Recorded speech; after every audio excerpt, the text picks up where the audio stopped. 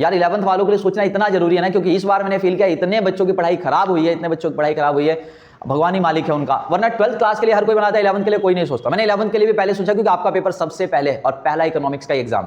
आपको मैं यहां पर चैलेंज कर रहा हूं, ये जितने बच्चे घबरा रहे हैं, जितने बच्चे डर रहे हैं, उनको ये पेपर पैटर्न समझाइए, उनको ये पेपर पैटर्न भेजिए, वीडियो को शेयर कर दीजिएगा। वो गारंटीड हो, जो पेपर्स और जो क्वेश्चंस बताऊंगा उसको तैयार करवा दीजिए। 75% तक मार्क्स ला सकता है, 80% ला सकता है। पास होने की तो बात ही चिंता ही छोड़ दो। Hello my dear students, class 11th के आपके लिए खुशखबरी। जैसा मैंने वादा किया था, बहुत ही एनालिसिस के बाद आपके लिए मैं लेकर आ गया हूं कि क्लास 11th 2024 15 और 16 तारीख को जो इकोनॉमिक्स का एग्जाम है, मॉर्निंग शिफ्ट वालों का 15 और इवनिंग शिफ्ट वालों का जो एग्जाम है आपका 16 तारीख को, वो पेपर कैसा रहने वाला है इकोनॉमिक्स का, अर्थशास्त्र का, उसका पूरा एनालिसिस करके, जिसमें मुझे 2.5 से 3 घंटे लगे हैं आपके लिए ढूंढने में कि कौन से क्वेश्चंस आ सकते हैं। कुछ बातें तो आपको अलग से भी पता होंगी, लेकिन बहुत सारी बातें ऐसी हैं जो मैं आपके लिए खास लाया हूं। पूरे वीडियो में बने रहिएगा और आपका एग्जाम पास होने का ही खतरा नहीं, मैं आपको चैलेंज करता हूं 75% मार्क्स से ऊपर आप लेकर आ सकते हैं। और इसके साथ ही मैं आपको 5 ऐसे खास पेपर बताऊंगा जिसकी आप केवल प्रैक्टिस कर लें, किसी नोट्स और किसी बुक की आपको आवश्यकता नहीं है। देखिए, इसको समझाने से पहले मैं एक छोटा सा एग्जांपल देता हूं। आप पहली बार लाल किला घूमने गए, आपको समय लगेगा और बहुत सारी चीजें आप नहीं ढूंढ पाएंगे कहां पर क्या चीज है ना। लेकिन अगर आप एक्सपर्ट के साथ, किसी के साथ जाते हैं तो तुरंत फटाफट यहां से वहां, वहां से वहां, ये सारी चीजें यहां ये है, यहां वो है, यहां से ये रास्ता, यहां से वो रास्ता है, आप तुरंत घूम पाते हैं। ऐसा आपके भी जीवन में बहुत बार होता होगा, बहुत सारी जगहों पर होता है। तो आइए इस पूरे एनालिसिस को मैं आपको एक्सप्लेन करता हूं और पूरे वीडियो में बने रहिएगा। वो 5 पेपर के बारे में जो बताऊंगा, अगर वो 5 पेपर जिसको भी चाहिए वो कमेंट करें, टेलीग्राम पे मैं आपको वो सारे पेपर्स भेज दूंगा। तरीके से बड़े ध्यान से समझिए। देखिए भैया, ये पेपर 2023-24 का आपको पता है, 2023 से आपकी स्टडी चालू हुई और 24 में जाकर आप 11th पास हो जाएंगे। टोटल नंबर ऑफ क्वेश्चंस कितने रहने वाले हैं? 34। सही है, चलिए बहुत आसान। अब कई बच्चे लोग यार 34 क्वेश्चंस, अरे भाई कुछ भी नहीं है। पहले इसमें से आप देखिए क्या करना है आपको। देखिए 20 क्वेश्चन तो आपके एक एक नंबर वाले। बताइए, आप 20 क्वेश्चन हटा दिए, कितने क्वेश्चन बच गए? 14 क्वेश्चन बच गए आपके पास सर, जो वो क्वेश्चंस हैं जिसमें आपको कुछ लिखना है। देखिए बड़े ध्यान से, मैंने यहां पर लिखा हुआ है 1 मार्क्स के कितने क्वेश्चन है? 20 क्वेश्चन। 3 मार्क्स के कितने क्वेश्चन होंगे? 4 क्वेश्चन। और 4 मार्क्स वाले कितने होंगे सर? 6 क्वेश्चन। एक इकलौता 4 नंबर का क्वेश्चन है जो 4-4 नंबर वाले, वो 6 क्वेश्चन होंगे पूरे पेपर में। और 6 नंबर वाले आपके पास 4 क्वेश्चन है पूरे पेपर में। बात समझ में आ रही है? 20 क्वेश्चन 1 नंबर वाले, 4 क्वेश्चन 3 नंबर वाले, 4 ही क्वेश्चन 6 नंबर वाले, और 6 क्वेश्चन है आपके पास 4 नंबर वाले।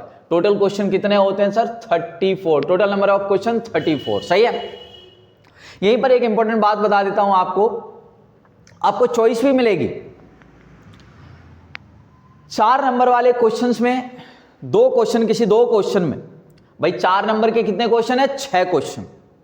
किसी 2 क्वेश्चन में आपको चॉइस मिलेगी, किसी 2 क्वेश्चन में चॉइस होगी। चॉइस का मतलब समझ गए ना, एक के ऑप्शन में एक मिलेगा आपको। ऐसे ही 3 नंबर वाले आपके पास 4 क्वेश्चन थे ना, उनमें भी किसी 2 क्वेश्चन में आपको चॉइस मिलेगी, ऑप्शन रहेगा उसके अंदर। चॉइस का मतलब यह नहीं है कि 4 क्वेश्चन आए 2 ही करने, है ना, एक के ऑप्शन में दूसरा। 6 नंबर वाले ऐसे ही टोटल कितने क्वेश्चन है? 4 है आपके पास। उन चारों में से किसी 2 क्वेश्चन के अंदर आपको चॉइस भी मिलेगी। बात समझ में आ गई? चलिए, इसकी बात तो बात अलग रही। यहां से तो आपका यह है कि थोड़ा सा पेपर में क्या पता ऐसा होता है कि जैसे 17वां क्वेश्चन दिया आपको 6 नंबर का, अब नहीं आ रहा आपको तो ऑप्शन में देखना, अरे और में एक और क्वेश्चन आ रहे वो वाला तो आता है, तो ऐसा फायदा मिल जाता। अब आइए तो मैंने कहा इस पेपर को हमने 2 सेक्शन में बांटा है। सेक्शन ए रहेगा आपके पास पहला, स्टैटिक्स वाला। कौन सा रहेगा? ये देखिए लिखा हुआ है स्टैटिस्टिक्स फॉर इकोनॉमिक्स, है ना। जो आपका कौन सा वाला पार्ट है? सांख्यिकी वाला पार्ट है, वो सांख्यिकी वाला सेक्शन है। सबसे पहले 17 क्वेश्चन, 1 से लेकर 17 क्वेश्चन जो होंगे आपके पास 1 से लेकर जो 17 क्वेश्चन होंगे बच्चों, शुरू में सेक्शन ए होगा और वो किसका होगा? स्टैटिक्स का होगा, सांख्यिकी वाले क्वेश्चंस होंगे। बात समझ में आ गई? देखिए 17 क्वेश्चन कैसे हैं आपके, आधे आधे पार्ट में डिवाइड कर दिया है। 17 क्वेश्चन कौन सा है? Section A. देखिए पहले 10 क्वेश्चन आपके पास जो होंगे 1 से 10 तक के 1 मार्क्स वाले होंगे। 1 से 10 क्वेश्चन कितने हैं? 1 मार्क्स वाले। अच्छा जी, 11वां और 12वां 2 क्वेश्चन मिलेंगे भाई 3 मार्क्स के। 13 से 15 यानी कि 13, 14, 15 4 नंबर वाले 3 क्वेश्चन हो गए, और 6 नंबर वाले 2 क्वेश्चन हो गए 16 और 17। जब ये पैटर्न आपको क्लियर होगा ना तो आपको समझ में आ जाएगा। अब कई बच्चों की प्लानिंग रहेगी मैं एक एक नंबर वाले फटाफट कर दूंगा जो मुझे आते हों, वहां शुरू करेंगे। मैं नहीं कहता किसी बच्चे को पहले 6 नंबर वाले जाओ फिर 4 पे जाओ, ऐसा करो, ऐसा कुछ नहीं है भाई। जो आपको पहले पैटर्न लगता हो कि ये मुझे सबसे अच्छा, इसको मैं यहां से शुरू करूंगा, वहां शुरू करो, समय बर्बाद कहीं भी मत करो बस। तो अगर आपको लगता है मुझे 6 नंबर से चलना है भाई, तो आपको पता लग गया अरे स्टैटिक्स वाला क्वेश्चन अगर मुझे 6 नंबर वाले चेक करना है ना, तो भैया वो 17 से है, 17, 16, 15 ऐसे करके नीचे डाउन की ओर आ सकते हो आप। समझ आ गया? अच्छा जी, बहुत बढ़िया सर। आइए चलते हैं सेक्शन बी पे। सेक्शन बी हमारा बच्चों माइक्रो इकोनॉमिक्स है, व्यष्टि अर्थशास्त्र, उसमें भी 17 क्वेश्चन है आपके। और 17 में से सबसे अच्छी बात क्या मिल रहा है, 10 क्वेश्चन तो आपको 1 मार्क्स वाले मिल रहे हैं। 18 से 27 क्वेश्चन नंबर 18 से 27 आपके 1 मार्क्स वाले क्वेश्चन, 18 से 27 1 मार्क्स के। 2 क्वेश्चन हो गए आपके वही 3 मार्क्स वाले, 28 और 29। एंड आपके 3 क्वेश्चन हो गए वही 4 मार्क्स वाले, 30, 31 और 32। 3 क्वेश्चन 4 मार्क्स वाले, और 2 क्वेश्चंस आपके हो गए 6 नंबर वाले, 33 और 34। अब जिनकी प्लानिंग रहेगी कि मुझे पहले 6 नंबर वाला क्वेश्चन अटेम्प्ट करना है भैया, तो गारंटीड है 17 और 16 यहां से चेक करेंगे और यहां से 34 और 33 चेक करेंगे। बात समझ में आई ना? ये बात समझ में आ गई होगी। चलिए अब उसकी बात करते हैं सेक्शन ए और सेक्शन बी, जो आपके मार्क्स कितने कितने कहां अलॉटेड है। पहले जो सीबीएसई के अकॉर्डिंग है मैं उसकी बात कर रहा हूं, फिर मैं अपना एनालिसिस बताऊंगा कि कौन सा क्वेश्चन इस बार आ सकता है। उसके बाद मैं आपको 5 पेपर सजेस्ट करूंगा, वीडियो में बने रहो। तो इसका पैटर्न अगर आप अच्छे से कॉपी में लिख लोगे ना, तो ही आपको इसका फायदा मिलने वाला। ये नहीं फायदा मिलेगा अगर आप चाहो कि बस इसको देख लिया मैंने, स्क्रीनशॉट लेके अपने डब्बे में रख लिया, तो भाई साहब कोई फायदा नहीं मिलने वाला है आपको। आप वीडियो को पॉज कर करके इनको सारा लिखिए सही से, और इन चार्ट्स को, इस पैटर्न को समझिए कि आप जिस सुरंग में घुसने जा रहे हैं भाई साहब वो कैसा है, कहां पर कौन सा रास्ता है। आपको बता रहा हूं पेपर में बहुत ज्यादा समय आपका बचेगा और अभी से प्रिपरेशन बहुत अच्छी हो जाएगी, आगे काम आएगा जब अभी मैं आगे बताऊंगा इंपॉर्टेंट क्वेश्चन। अब इसको समझते आइए। सेक्शन ए हमने अभी देखा था। सेक्शन ए कौन सा है भैया? स्टैटिक्स वाला पार्ट है, सांख्यिकी वाला पार्ट है ना, जिसमें मीन मीडियन मोड वाला जो चैप्टर मतलब जो बुक है वो है सेक्शन ए वाला। तो आइए सेक्शन ए में इन्होंने क्या कहा है सीबीएसई वालों ने भैया, कि शुरू का जो चैप्टर नंबर 1 से इंट्रोडक्शन से लेकर प्रेजेंटेशन तक। Sir introduction, collection, organisation, presentation है ना। पहला परिचय है, फिर आंकड़ों का संकलन है, आंकड़ों का व्यवस्थितीकरण है ना, फिर आंकड़ों का प्रस्तुतिकरण है ना, प्रेजेंटेशन। ये सारा जो चैप्टर है कहां तक? डायग्राम तक जो चैप्टर है ना, जहां तक डायग्राम से, जहां लास्ट आपका डायग्राम आपने देखा होगा फ्रीक्वेंसी कर्व वाला डायग्राम है, cumulative frequency curve, less than curve, more than curve है ना।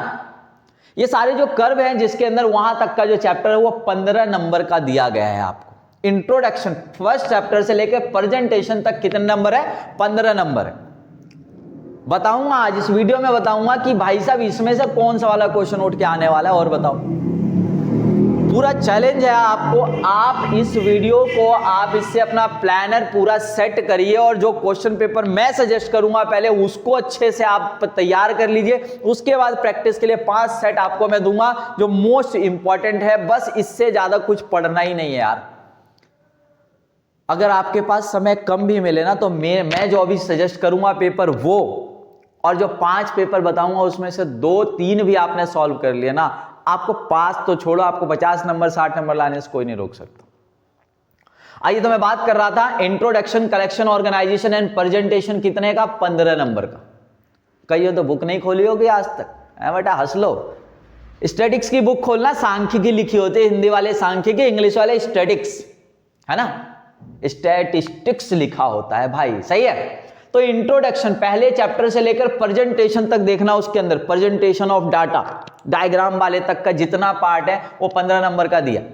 और उसके बाद जो सारी कैलकुलेशन वाले पार्ट है जिसमें हम न्यूमेरिकल सॉल्व करते हैं स्टैटिक्स वाले में, जिसमें स्टैटिकल टूल्स बोला है एंड इंटरप्रिटेशन बोला है, इसके अंदर मीन मीडियन मोड वाला चैप्टर, इसके बाद आपका कोरिलेशन वाला चैप्टर, इसके अलावा आपका इंडेक्स नंबर वाला चैप्टर, ये सारे कितने नंबर के हैं? 25 नंबर के। अब कईयों को जिनको आज तक नहीं पता होगा, आंखें खुल रही होगी, अरे स्टैटिक्स में मुझे तो न्यूमेरिकल्स बड़े पसंद है, 25 नंबर का कॉन्सेप्ट है, मजे ही आ गए भाई। जिनको स्टैटिक्स का पार्ट नहीं पसंद है, जिनको न्यूमेरिकल्स नहीं पसंद है, कुछ गिने चुने न्यूमेरिकल है इस बार। पता है आपको कितना बड़ा सिलेबस था, एक मेजर ऑफ डिस्पर्सन चैप्टर पूरा उड़ा दिया भाई साहब। आपके पास तो कुछ सिलेबस ही नहीं बचा, सच बता रहा हूं, बहुत आसान है। और मैं पेपर में जो सजेस्ट करूंगा उसकी तैयारी कर लेना। आप इनको जोड़ेंगे तो आपका 40 नंबर का ये बुक हो गया। बात समझ में आ गई? चलिए आगे चलते हैं सेक्शन बी वाले पार्ट पे। सेक्शन बी आपको पता है, आपने पढ़ा था सेक्शन बी माइक्रो इकोनॉमिक्स, व्यष्टि अर्थशास्त्र। व्यष्टि अर्थशास्त्र में क्या मार्किंग स्कीम दी गई है, बड़े ध्यान से समझिए। इंट्रोडक्शन आपका जो चैप्टर दिया गया है स्टार्टिंग वाला, पहला 4 नंबर का दिया गया भाई साहब। सेंट्रल प्रॉब्लम है उस चैप्टर में, पीपीसी है, प्रोडक्शन पॉसिबिलिटी कर्व, उत्पादन संभावना वक्र वाला चैप्टर 4 नंबर का दिया गया आपको। बहुत सारे कॉन्सेप्ट है, कौन सा आ जाएगा इस बार कोई बता सकता है क्या? कोई नहीं बता सकता, लेकिन हाँ मैं मेरे कितने जो गैस के हुए क्वेश्चन है वो आपके एग्जाम में आ जाते हैं, वो आपको फील होगा जब आप इस वीडियो को पूरा देखकर आप उन क्वेश्चंस को नोट डाउन करके आप प्रैक्टिस कर लेंगे तो आपको मजा आ जाएगा। किसी को उनमें से किसी के सॉल्यूशन की प्रॉब्लम भी हो ना तो आप कांटेक्ट करना, कोशिश करूंगा कि किसी स्टूडेंट से जिसके पास नोट्स हो उससे मैं आपको वो प्रोवाइड कर दूं। बात समझ में आ गई? चलिए आइए, तो इंट्रोडक्शन वाले चैप्टर 4 नंबर का हो गया सर। उसके बाद कंज्यूमर इक्विलिब्रियम एंड डिमांड, उपभोक्ता संतुलन और मांग वाला चैप्टर 14 नंबर का। भाई साहब एक बात बताओ, जिसको इसने डिमांड, अरे कुछ तो पढ़ा होगा पूरे साल में। कंज्यूमर इक्विलिब्रियम और डिमांड चैप्टर मिला के 14 नंबर का है भाई साहब। और क्या लेंगे आप बताइए यार, जान लेंगे बच्चे की। उसके बाद आ गया प्रोड्यूसर्स बिहेवियर एंड सप्लाई, उत्पादक का व्यवहार और पूर्ति चैप्टर। अभी उत्पादक का व्यवहार पता कौन कौन सा चैप्टर है? प्रोडक्शन फंक्शन वाला चैप्टर जिसमें टीपीएमपी है। उसके बाद कॉस्ट वाला चैप्टर जिसमें total cost, total fixed cost, total variable cost, ये वाला chapter. Revenue chapter, total revenue, marginal revenue, ये वाला चैप्टर। प्रोड्यूसर्स इक्विलिब्रियम, उत्पादक संतुलन, ये सब किसके अंदर आते हैं? प्रोड्यूसर्स बिहेवियर के अंदर आते हैं। टीपीएमपी वाला चैप्टर, कॉस्ट वाला चैप्टर लागत वाला, रेवेन्यू वाला चैप्टर, प्रोड्यूसर्स इक्विलिब्रियम, उत्पादक संतुलन, 4 चैप्टर आ जाते हैं प्रोड्यूसर्स बिहेवियर के अंदर। लेकिन एक बात बताऊं खास, कॉस्ट चैप्टर को थोड़ा छोड़ दो तो बाकी चैप्टर सब छोटे छोटे, इतने से चैप्टर, इतने से। कई बच्चों को लगेगा ना कि अरे यार बहुत ज्यादा ये बर्डन हो रहा है, इसलिए मैं बता रहा हूं। प्रोड्यूसर्स बिहेवियर में 4 चैप्टर है जिसमें से एक कॉस्ट वाला चैप्टर थोड़ा सा बड़ा है, बाकी 3 चैप्टर ना इतने से, बहुत छोटे छोटे चैप्टर्स हैं। अगर आप एक दिन में भी पढ़ो, एक दिन में चैप्टर्स खत्म हो जाएंगे। 14 नंबर का ये सप्लाई मिलाकर 14 नंबर का कॉन्सेप्ट है भाई साहब ये भी। एंड लास्ट में आता है मार्केट, आपका बाजार वाला चैप्टर। बाजार वाला चैप्टर में 2 चैप्टर काउंट होते हैं, कई राइटर्स ने मिलाकर एक ही में कर दिया उसको, जिसमें परफेक्ट कॉम्पिटिशन मार्केट को जानना है। परफेक्ट कॉम्पिटिशन मार्केट वाला भी जो फीचर पूरा वीडियो अपलोड हो जाएगा आपके पास, आप चिंता मत करिए, आज के दिन या फिर अगले दिन अपलोड मिल जाएगा आपको। तो मार्केट वाला चैप्टर है आपके जो, और उसमें क्या है? इक्विलिब्रियम प्राइस, इक्विलिब्रियम क्वांटिटी और इक्विलिब्रियम पॉइंट का निर्धारण करना। ये 8 मार्क्स का चैप्टर है आपका। ये पैटर्न आपका सीबीएसई का, ये 40 नंबर का ये भी बुक हो गया। 40 और 40 मिलाकर 80 मार्क्स हो गए आपके जो फाइनल एग्जाम में आपको पेपर मिलने वाला है। तो आपको उम्मीद करता हूं ये पूरा चार्ट पैटर्न समझ में आ गया होगा कि आपके एग्जाम में 34 क्वेश्चन रहने वाले हैं भैया। वो 34 क्वेश्चन 2 पार्ट में डिवाइड हो गए, 17 क्वेश्चन। पहला वाला सर ये पार्ट जो सेक्शन ए होगा वो 17 क्वेश्चन स्टैटिक्स का होगा, सांख्यिकी वाला, मीन मीडियन मोड वाला जो बुक है ना। और दूसरा जो 17 क्वेश्चन होगा माइक्रो इकोनॉमिक्स, डिमांड, सप्लाई, बाजार वाला, ये सब चैप्टर इसके अंदर आने वाला है। बात समझ में आ गई? अच्छे से स्क्रीनशॉट भी ले लो और हैंड टू हैंड इसको लिखते रहो तो आपका भला होने वाला है बहुत अच्छे तरीके से, ठीक है।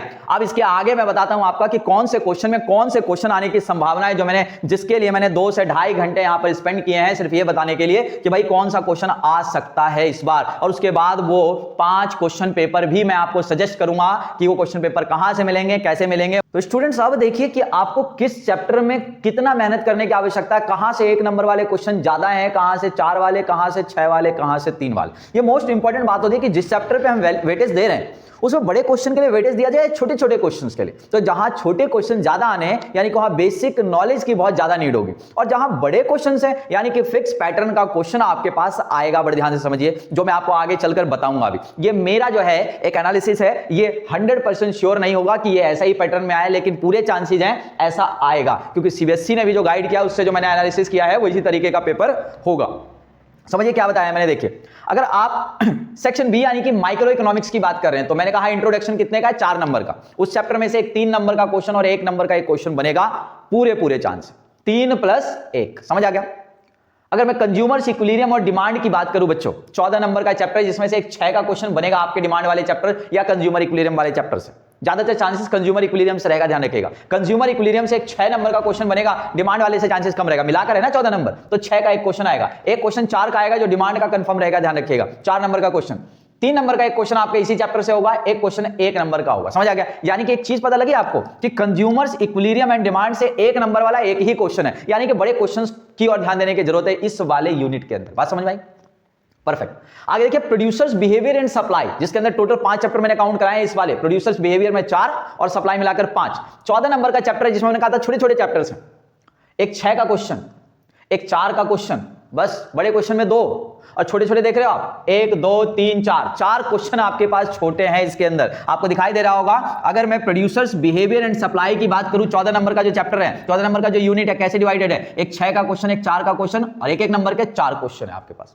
एंड बात करूं मार्केट की, जो 8 नंबर का चैप्टर है, एक क्वेश्चन 4 नंबर का फिक्स आएगा, बाकी एक नंबर के 4 क्वेश्चन होंगे। एक चीज पता लग गई, अच्छा सर, यानी कि छोटे वाले क्वेश्चन जो है वो प्रोड्यूसर्स बिहेवियर सप्लाई और मार्केट से सबसे ज्यादा आने वाले हैं। भैया एक लौता देखो ना, एक चैप्टर मार्केट वाला है, अरे यार इससे आसान क्या लोगे, अगली वीडियो में मैं आपको मार्केट पढ़ा ही दूंगा और कुछ बचेगा उसको पढ़ लेना। देख रहे हो 4 नंबर आपका, एक नंबर के छोटे छोटे क्वेश्चन और एक 4 का क्वेश्चन, आपके पास 8 नंबर कितने अच्छे से कवर अप हो रहे हैं। मैं आपको वो बताने जा रहा हूं कि क्वेश्चन नंबर 17वां क्या हो सकता है, क्वेश्चन नंबर 16वां क्या हो सकता है, 15 14 34 33 कौन से क्वेश्चन हो सकते हैं, मैं आपको वो एनालिसिस बता रहा हूं जिसमें मुझे सबसे ज्यादा समय लगा है। आइए सीखते हैं। क्वेश्चन नंबर 17 की अगर मैं बात करूं, क्वेश्चन नंबर 17, आपको पता है ये 17 तक के क्वेश्चन स्टैटिक्स के, किसके हैं, स्टैटिक्स के, यानी कि सांख्यिकी के, है ना। क्वेश्चन नंबर 17 इंडेक्स नंबर से होने की संभावना पूरी। क्वेश्चन नंबर 17 किसका होगा, इंडेक्स नंबर, यानी कि 6 नंबर का क्वेश्चन आपको इंडेक्स नंबर का मिल सकता है न्यूमेरिकल, जिसमें सबसे ज्यादा मैंने प्रेफरेंस दिया है बच्चों लास्ट पियर्स एंड पास्चे को। किसको दिया है, लास्ट पियर और पास्चे की कैलकुलेशन आपके पास आ सकती है। आपको अगर चैप्टर्स पढ़ा हुआ आपने तो मैं बर्डन नहीं डालूंगा, आपको आसान चीज बताऊंगा। लास्ट पीयर और पास से ही आगे कई मेथड्स में यूज भी होते हैं, जैसे सीपीआई, ये मैंने लिखा है cost of living index number, तो एक मेथड वो भी यूज होता है। कहने का मतलब सेम चीज होती है दोनों, ठीक है, और दूसरे तरीके से भी निकालते हैं। तो पहला प्रेफरेंस मैंने 17वें क्वेश्चन में इंडेक्स नंबर का क्वेश्चन आ सकता है आपके पास, और लास्ट पीयर और पास्चे को मैंने चांस दिया है। उसके बाद कोई मेथड अगर उसमें आ सकता है, वो नहीं आया तो simple average of price relative को दिया है, उसके बाद weighted average of price relative method को दिया है, और उसके बाद cost of living index number, जिसका दूसरा नाम कंज्यूमर प्राइस इंडेक्स भी है, उपभोक्ता कीमत सूचकांक। बात समझ में आ गई। तो सूचकांक वाले चैप्टर से, स्टैटिक्स के लास्ट चैप्टर से आपका लास्ट क्वेश्चन 17वां सेक्शन ए का स्टैटिक्स का बनने वाला है। क्वेश्चन नंबर 16 की बात करूं, जो खुद 6 नंबर का क्वेश्चन है, कोरिलेशन का होगा। किसका होगा, पूरे चांस है कोरिलेशन का क्वेश्चन होगा, 6 नंबर का आपका। मैंने प्रेफरेंस दिया, देखो आगे किसको लिखा मैंने, रैंक, स्पीयरमैन वाला रैंक कोरिलेशन अगर आपने पढ़ा है उसका एक क्वेश्चन कर लेना भाई साहब, पूरे चांस है वही आएगा। स्पीयरमैन का रैंक कोरिलेशन मैंने प्रेफरेंस उसको दिया है, बाकी कार्ल पियर्सन भी आ सकता है, इसमें कोई डाउट नहीं। क्लियर है। तो पहला प्रेफरेंस, मतलब दूसरा क्वेश्चन कोरिलेशन का एक फिक्स है 6 नंबर का। एक क्वेश्चन मैंने बताया इंडेक्स नंबर का 17वां, 16वां क्वेश्चन कोरिलेशन का। क्वेश्चन नंबर 15 की बात करूंगा, मीडियन की संभावना मुझे सबसे ज्यादा लग रही है। मीडियन किसकी संभावना लग रही है, मीडियन, मध्यिका निकालने को आपको आ सकता है क्वेश्चन नंबर 15 में, जो आपको पता है 4 नंबर का क्वेश्चन है। इसके बाद अगर कुछ हो सकता है तो मोड आ सकता है, और मोड के बाद कुछ हो सकता है तो मीन आ सकता है। मतलब समझ रहे हैं आप, मैंने ये कहा क्वेश्चन नंबर 15 में मीडियन, मोड या मीन में से आ सकता है, लेकिन मैं मीडियन को खुद प्राथमिकता ज्यादा दे रहा हूं, मीडियन की संभावना सबसे ज्यादा है। उसके बाद अगर मीडियन नहीं आया तो मोड का क्वेश्चन, नहीं तो मीन का क्वेश्चन। क्वेश्चन नंबर 15 की बात कर रहा हूं, 4 नंबर का क्वेश्चन। आइए दूसरे 4 नंबर वाले क्वेश्चन पे, 14वें क्वेश्चन में बार डायग्राम आने की संभावना सबसे ज्यादा है। एक डायग्राम का क्वेश्चन मतलब यहां बनता हुआ मुझे नजर आ रहा है, एक डायग्राम का क्वेश्चन आना ही आना है। अब डायग्राम में कौन सा, भाई साहब इतने डायग्राम है आपके पास, है ज्यादा भी नहीं है इतने भी नहीं है। देखो बार डायग्राम मतलब आपके पास diagram presentation of data, diagrammatic presentation of data, यानी कि आंकड़ों का चित्रीय प्रस्तुतिकरण चैप्टर जब पढ़ते हो आप लोग, तो उसके अंदर बार डायग्राम को हिंदी में आप क्या कहते हैं, आप जरूर कमेंट करके बताइएगा। बार डायग्राम है, हिस्टोग्राम है आपके पास, आयत चित्र जिसे कहते हैं आप लोग, बार डायग्राम को दंड आरेख कहते हैं आप लोग। उसके बाद CF curve, cumulative frequency curve, संचयी आवर्ती वक्र, जिसमें लेस देन वक्र, लेस देन कर्व और मोर देन कर्व आता है, से कम वक्र और से अधिक वक्र। और एक है आपके पास पाई चार्ट, सर्कल वाला, है ना, वृत्तीय चित्र। तो भैया पाई डायग्राम सबसे लास्ट में प्राथमिकता दी है मैंने। देखिए सबसे ज्यादा प्राथमिकता, एक डायग्राम का क्वेश्चन आएगा 14वां क्वेश्चन, क्वेश्चन नंबर 14 4 नंबर का है, बार डायग्राम आने की सबसे ज्यादा संभावना है। दंड आरेख बार डायग्राम, जिसमें कई टाइप्स होते हैं, जिसमें से कुछ टाइप्स आपके जैसे मल्टीपल वाला है, बहुत ही अच्छा है, परसेंटेज बार डायग्राम है, बहुत ही अच्छा है। तो भैया ये सब जो है सब डिवाइडेड वाला ये सब है बार डायग्राम। तो बार डायग्राम सबसे ज्यादा संभावना मैंने जताई है। उसके बाद अगर ये नहीं आया तो हिस्टोग्राम आएगा, वो भी नहीं आया तो CF curve less than more than वाला, और नहीं तो पाई चार्ट आएगा। तो सबसे ज्यादा बार डायग्राम की संभावना, बार डायग्राम तैयार कर लो। बात समझ में आ गई। चलिए अगर मैं बात करूं अगले क्वेश्चन की, क्वेश्चन नंबर 13 की, तुम्हें पता है ये भी 4 नंबर का क्वेश्चन है। कितने नंबर का क्वेश्चन है सर? 4 नंबर का क्वेश्चन है ना। तो क्वेश्चन नंबर 13 भी 4 नंबर का है। एक थ्योरेटिकल क्वेश्चन आपका बनेगा कलेक्शन ऑफ डाटा से। कहां से बनेगा? कलेक्शन ऑफ डाटा से।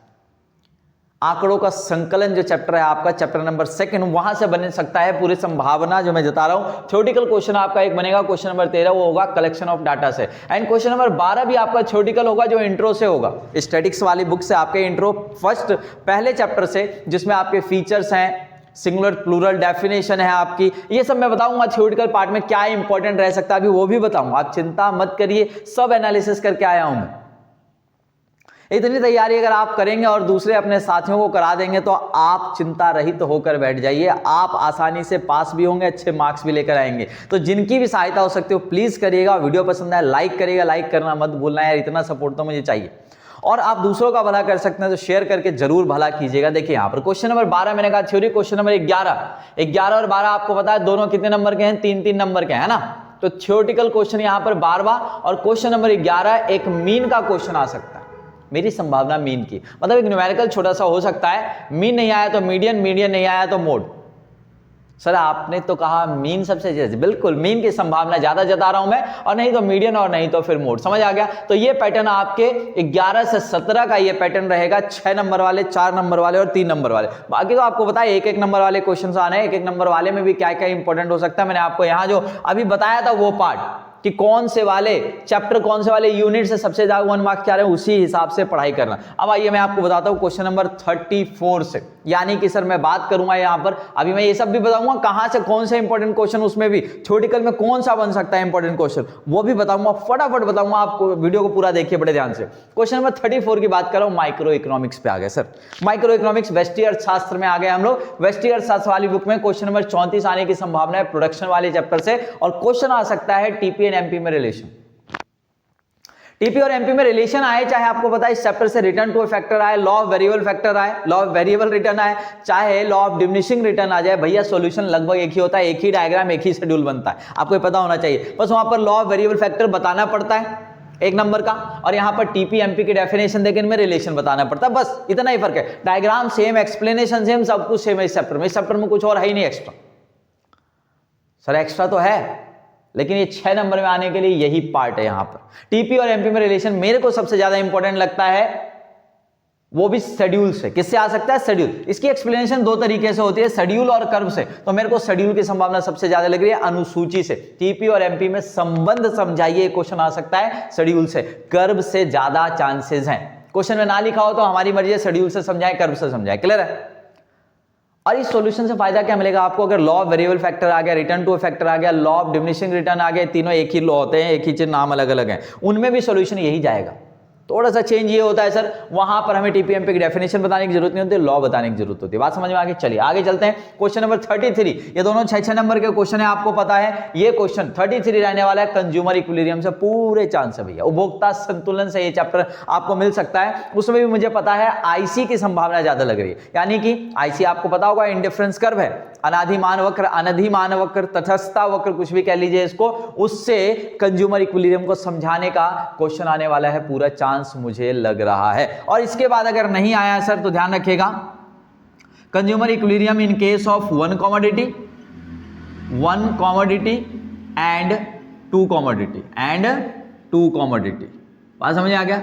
एक वस्तु की स्थिति में उपभोक्ता संतुलन और 2 वस्तु की स्थिति में उपभोक्ता संतुलन, यही बड़े क्वेश्चन बनते हैं, इसमें और कुछ बनता ही नहीं। लेकिन कंज्यूमर इक्विलिब्रियम से आने की संभावना सबसे ज्यादा है, और उसमें से भी मैंने कहा आईसी कर्व से उपभोक्ता संतुलन को समझाना सबसे ज्यादा चांसेस है। उसके बाद नहीं आया तो 1 कमोडिटी और 2 कमोडिटी वाला आ सकता है। चलिए आगे चलते हैं क्वेश्चन नंबर 32, 31 और 30 पे। ये जो क्वेश्चन 4 नंबर के क्वेश्चन है आपके, 4 नंबर के 3 क्वेश्चन है ना। क्वेश्चन नंबर 32 की बात कर रहा हूं, मार्केट से संभावना है। कहां से? मार्केट वाले चैप्टर से एक क्वेश्चन 4 नंबर का आएगा, मैंने पहले भी कहा था। और सर वो फीचर्स की संभावना ज्यादा है। परफेक्ट कंपटीशन मार्केट के 2 इंपॉर्टेंट फीचर आपसे पूछे जा सकते हैं, या तो खुद से लिखे या लिखे होंगे, जहां तक मुझे उम्मीद है हिंट लिखे होंगे, और उसको आपको समझाना पड़ेगा। मार्केट चैप्टर से फीचर सबसे ज्यादा इंपॉर्टेंट रहेंगे 4 नंबर में। उसके बाद अगर ये फीचर्स नहीं आए बाई चांस, तो equilibrium price, equilibrium quantity and equilibrium point. बाजार का मैंने कहा, बाजार का सबसे पहले विशेषताएं इंपॉर्टेंट है। विशेषताएं वाले नहीं पॉइंट आए, अगर परफेक्ट कंपटीशन मार्केट ही आपको पता है कोर्स में परफेक्ट कंपटीशन मार्केट, कई बच्चे पुरानी बुक लेके घूम रहे होंगे, पुरानी बुक में अलग अलग मार्केट से भैया मोनोपोली भी है, मोनोपोलिस्टिक भी है और ओलिगोपोली भी, वो सब नहीं है कोर्स में। हमारे कोर्स में केवल और केवल परफेक्ट कंपटीशन मार्केट है। मार्केट की डेफिनेशन और परफेक्ट कंपटीशन मार्केट, पूर्ण प्रतियोगिता बाजार, तो भैया केवल उसके फीचर्स याद कर लेना, पूर्ण प्रतियोगिता बाजार के। उसके बाद ये नहीं आया तो इक्विलिब्रियम प्राइस, क्वांटिटी और पॉइंट का डिटर्मिनेशन परफेक्ट कंपटीशन मार्केट में ही, ये समझा होगा आपने। इसका एक क्वेश्चन आ सकता है 4 नंबर में, फिक्स है। क्वेश्चन नंबर 31 की बात कर रहा हूं मैं, 31 पे आने की संभावना है। डिमांड का कोई भी क्वेश्चन आ सकता है 4 नंबर में। डिमांड का भैया सबसे ज्यादा मुझे संभावना देखो किसकी लगी, आगे लिखा है लॉ ऑफ डिमांड, मांग का नियम सबसे ज्यादा। उसके बाद extension, contraction, increase in demand, decrease in demand, and last में सबसे ईडी का क्वेश्चन। ईडी के क्वेश्चन की संभावना ना मुझे इस बार 1 नंबर में लग रही है। कितने नंबर में लग रही है, इसलिए उसको सबसे लास्ट में मैंने यहां पर रखा है। 4 नंबर में आने की संभावना तो ना के बराबर मुझे लग रही है। तो डिमांड में सबसे पहले सबसे मेन प्रेफरेंस दिया लॉ ऑफ डिमांड को एक्सप्लेन करने के लिए पूरा with schedule and curve. Extension of demand, contraction of demand, increase in demand, decrease in demand, यानी कि मांग में विस्तार, मांग में संकुचन, मांग में वृद्धि और मांग में कमी। एंड लास्ट में बताया कुछ आ सकता है तो वो है मांग की लोच। बात समझ में आ गई, ये इंपॉर्टेंट टॉपिक्स हैं। क्वेश्चन नंबर 30 की बात करूं तो सप्लाई का एक क्वेश्चन मिल सकता है आपको। सप्लाई में देखो मैंने चांसेस दर्शाया है कि ईएस का क्वेश्चन आ सकता है, इलास्टिसिटी ऑफ सप्लाई का आ सकता है, पूर्ति की लोच का एक न्यूमेरिकल आ सकता है, और अगर नहीं आया है सर तो इसमें लॉ ऑफ सप्लाई या फिर रीजन ऑफ इंक्रीज और reason of decrease in supply, पूर्ति में वृद्धि के कारण और पूर्ति में कमी के कारण। आपने पढ़ा होगा इसके अंदर, जैसे टेक्नोलॉजी है, तकनीक की वजह से, फैक्टर कॉस्ट है ना, यानी कि साधन लागतें हैं, उद्देश्य है, फर्मों का उद्देश्य, goal of firms, government policy है, ये सब पॉइंट जो है इफेक्ट करते हैं, आपको पता है सप्लाई को। ये पॉइंट्स इंपॉर्टेंट है, इनकी वजह से कई बार आ जाता है कि क्या होगा सप्लाई पे, क्या फर्क पड़ेगा, कैसे पड़ेगा, वो क्वेश्चन आ जाता है। ये क्वेश्चन तैयार करना है सप्लाई में। नेक्स्ट पार्ट पे आते हैं, क्वेश्चन नंबर 29, जो आपको पता है ये 3-3 नंबर के क्वेश्चन हैं आपके, 29 और 28।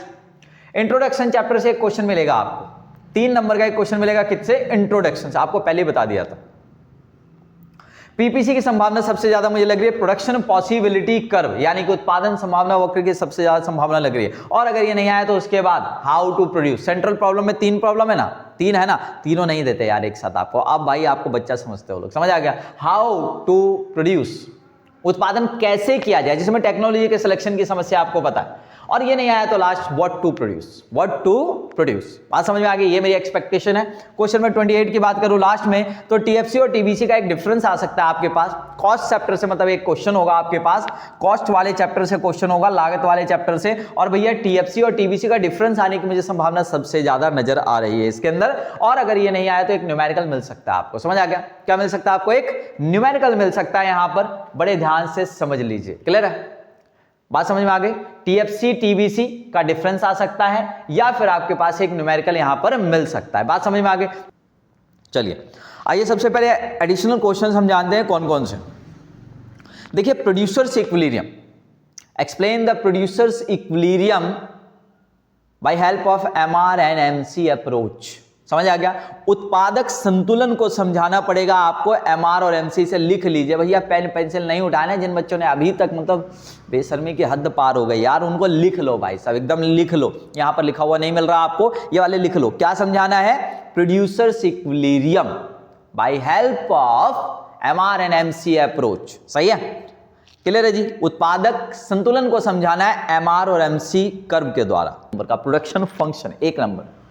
लेकिन भैया 3 नंबर में इंपॉर्टेंट क्वेश्चन हो सकता है आपके पास, variable factor and fix factors, उत्पादन के परिवर्ती साधन और स्थिर साधन। ईडीआईएस के टाइप्स आ सकते हैं, आपने पढ़ा होगा ED less than 1, more than 1, greater than 1, something something, ये पढ़ा होगा आपने। कौन से प्रोडक्ट्स की ईडी 0 होती है, कौन से प्रोडक्ट्स की ईडी कितनी हो सकती हैं आपसे पूछा जा सकता है, कौन सा इलास्टिक कौन सा इनइलास्टिक होता है, ये बात आ सकती है। इसके अलावा मोस्ट इंपॉर्टेंट रहने वाला है substitute goods, complementary goods, normal goods, inferior goods, यानी कि सर स्थानापन्न या प्रतिस्थापन वस्तुएं। कॉम्प्लीमेंट्री गुड्स को कहते हैं हम पूरक वस्तुएं, नॉर्मल गुड्स को सामान्य वस्तुएं, और इंफीरियर गुड्स को हम कहते हैं घटिया वस्तुएं।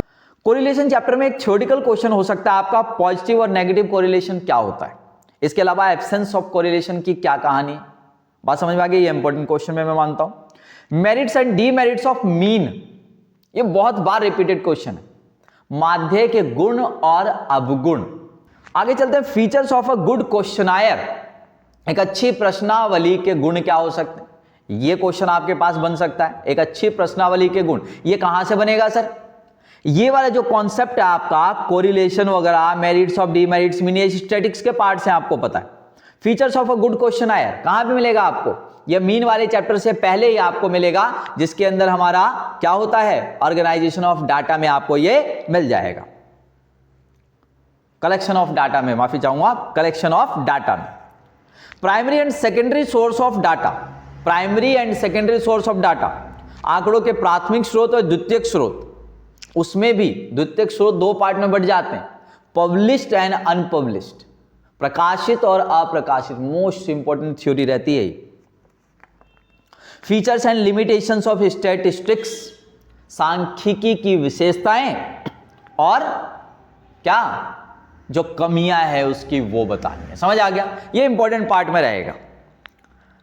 सिंगुलर डेफिनेशन, प्लूरल डेफिनेशन किसकी, स्टैटिस्टिक्स की, यानी कि सांख्यिकी की एक वचन परिभाषा और बहुवचन परिभाषा। आपने मीन मीडियन मोड का रिलेशन पढ़ा होगा, जिसमें मीन मीडियन मोड से रिलेटेड एक फॉर्मूला होता है, z is equals to 3 median minus 2 mean, यानी कि बहुलक इज इक्वल्स टू 3 माध्यिका माइनस 2 माध्य। ये वाला फॉर्मूले से रिलेटेड आपका 1 नंबर का क्वेश्चन हो चाहे आपका 3 नंबर 4 नंबर, ये क्वेश्चन इंपॉर्टेंट रहेगा। मीन चैप्टर में जब आप जाएंगे ना, माध्य वाले चैप्टर में, तो छोटे छोटे क्वेश्चन है, 2 to 3 लाइन 4 लाइनर क्वेश्चन है कई सारे, जिसमें कंबाइंड मीन का कॉन्सेप्ट है, जिसमें रॉन्ग वैल्यू करेक्ट वैल्यू का चक्कर है, जिसमें एवरेज का चक्कर है, जिसमें कोई आइटम गायब है। मोस्ट इंपॉर्टेंट क्वेश्चंस रहने वाले हैं, ये समझ आ गया। इसके अलावा अगर हम बात करें कलेक्शन ऑफ डाटा वाले चैप्टर में, तो direct personal investigation, direct personal investigation क्या होता है ये पढ़ लीजिएगा, जिसे प्रत्यक्ष व्यक्तिगत अनुसंधान कहा जाता है। अनुसंधान क्या होता है, अनुसंधान करता क्या होता है, यह भी इंपॉर्टेंट क्वेश्चन है। मेलिंग मेथड और एन्यूमरेटर मेथड, मेलिंग मेथड और एन्यूमरेटर मेथड, ये इंपॉर्टेंट रहेगा उसी चैप्टर में। NSSO क्या होता है भैया, कौन है ये, national survey, national sample survey office, national sample survey office क्या करता है ये, यह हमारे देश में जनगणना का कार्य करता है भैया, है ना, पॉपुलेशन की काउंटिंग पूरी सारी चीजें कौन करता है, NSSO करता है ना। और जो registrar general and census commission है, वो इसको मार्केट में लॉन्च करता है। कौन करता है भैया इसको, registrar general and census commission. ये सब कहां है, किस चैप्टर में है सर, सब ऑर्गेनाइजेशन वाले चैप्टर में ही मिलेगा बच्चों, मेरे प्यारे बच्चों, सही है। सेंसस एंड सैंपल, जनगणना और प्रतिदर्श में क्या डिफरेंस है, ये मोस्ट इंपॉर्टेंट रहेगा।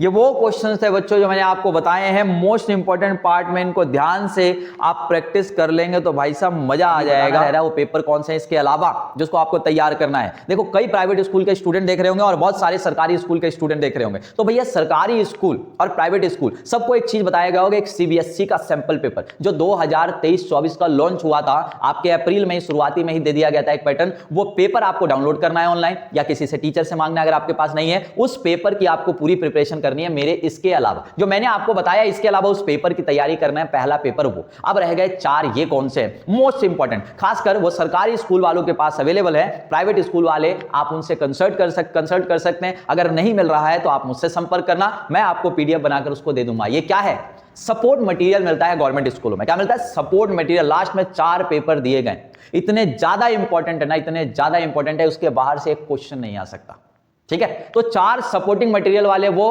क्वेश्चंस क्वेश्चन पेपर पूरा तैयार और एक सीबीएसई वाला सैंपल पेपर और बाकी जो मैंने बताया है कि आप इतना कर लीजिए 75 से 80% आपके मिनिमम बता रहा हूं कहीं नहीं जाने वाले हैं, पूरे चांसेस एकदम रहेंगे पेपर में, आप मजे से पेपर करेंगे। समझ आ गया? तो इसको उम्मीद करता हूं आप इसको जल्दी से प्रिपेयर कर लेंगे। 15 तारीख का 16 तारीख का एग्जाम आपका बहुत ही बेस्ट जाने वाला है। और जाते जाते बस आपसे यही रिक्वेस्ट है, दो बातें सुनकर जाइए। एक तो वीडियो पसंद आए लाइक कर दीजिएगा, पढ़ना शुरू कर दीजिए, अच्छे से मेहनत कीजिए। अब दो बात सुन लीजिए जो इंपॉर्टेंट बात है इसके अलावा 15 तारीख के एग्जाम से पहले यानी कि तारीख रहेगी 13 और 14 को मैं आपको लाइव क्लास दूंगा, जिसमें के अंदर ये इंपॉर्टेंट क्वेश्चन जो मैंने आपको बताए हैं इसको सॉल्व करने का तरीका और कोशिश करूंगा, एक्सप्लेनेशन जितनी हो सकती है वो भी फटाफट मैं बताऊंगा लाइव क्लास में आकर 13 तारीख और 14 तारीख।